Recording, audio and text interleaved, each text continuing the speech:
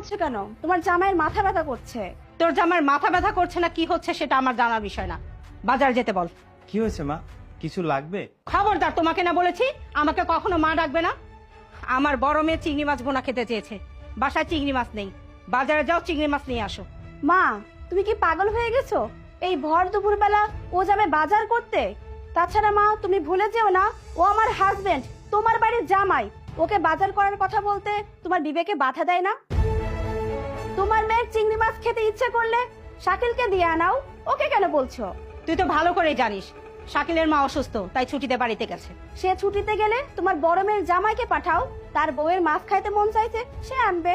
শোন, আমার বড় মেয়ের জামাই তোর জামার মতো অকর্ম না, সারাদিন বসে বসে খায় না, সে কাজকর্ম করে খায়। আর এতদিন পর সে আমার বাড়িতে বেড়াতে এসেছে, ও হচ্ছে কোটিপতি বাবার একমাত্র ছেলে, ওকে কি করে মাছ আনতে বলবো? আর তোর জামাই তো শ্বশুর বাড়িতে বসে বসে খাচ্ছে, কোনো কাজকর্ম করে না। শ্বশুর বাড়িতে খেলে একটু তো কাজ করতেই হয়। সে তোমার বাড়িতে বেড়াতে আসছে অনেক দিন পর, আর আমার জামাই মনে হচ্ছে প্রতিদিন আসে, তাই না?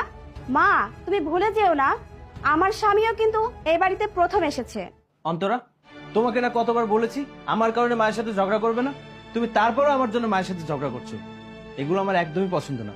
মা, আমি শাকিলের রুম থেকে বাজারের ব্যাগ নিয়ে বাজারে যাচ্ছি, চিংড়ি মাছ আনছি, আমার কোনো সমস্যা নেই।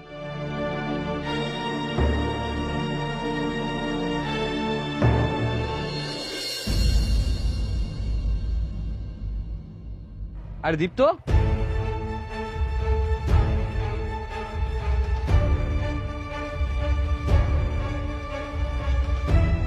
কিরে দীপ্ত, তোর এই অবস্থা কেন?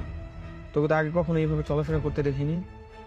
যেই ছেলেটা 1 মিনিটের জন্য কখনো গাড়ি ছাড়া বের হয়নি, সেই ছেলে আজকে এত ভারী ব্যাগ নিয়ে রোদের মধ্যে হেঁটে যাচ্ছে। মামা, আমি তো কিছু বুঝতে পারতেছি না। সময় হলে সব বুঝতে পারবি, এখন এসবের সময় না। তো তুই এই রাস্তা দিয়ে হঠাৎ কোথায় যাচ্ছিস? আমি একটা বিজনেসের কাজে যাচ্ছিলাম, হঠাৎ রাস্তা দিয়ে দেখতে পেলাম তোর মতোই একদম। পরে দেখে আসলে ওটা তোর মতো না তুই। কিন্তু বন্ধু, তোর এই অবস্থা কেন? আর আমার তো মাথায় কাজ করছে না, আমার মনে হচ্ছে আমি স্বপ্ন দেখছি। স্বপ্ন না, এটা বাস্তব। কিন্তু কেন এমন করছিস সেটা সময় হলে তোকে বলবো। শুধু তোর কাছে একটাই রিকোয়েস্ট, আমার এই অবস্থার কথা আপাতত কাউকে বলিস না। আচ্ছা, আমি তাহলে আসি। আমি এবার ঠিক সময় মতো চিংড়ি মাছ না নিয়ে যেতে পারলে 12টা বাজবে। কিছু মনে করিস না বল, আমি আসি। যে ছেলেটা শহরে স্মার্ট ভাবে চলাফেরা করতো, সেই ছেলেটা গ্রামে খ্যাত হয়ে চলাফেরা করছে, ব্যাপারটা ঠিক বুঝতে পারলাম না। আল্লাহই জানে।